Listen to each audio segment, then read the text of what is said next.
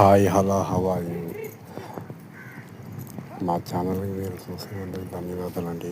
ఎందుకంటే ఈ ఛానల్లో చాలా మంచి వీడియో చేయాలని సంకల్పించాను. అందుకు అనుగుణంగా ఊరు ఉందండి, చాలా బాగుంటుంది. పల్లెటూరు పట్టణానికి మెట్టు కొమ్మలని ఎందుకు చెప్తుంటారంటే దానికానికి చూడండి.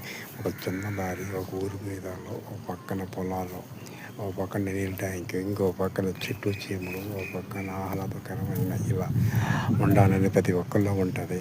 కానీ కొందరికి తెలియదు, కొంతమంది తెలియదు.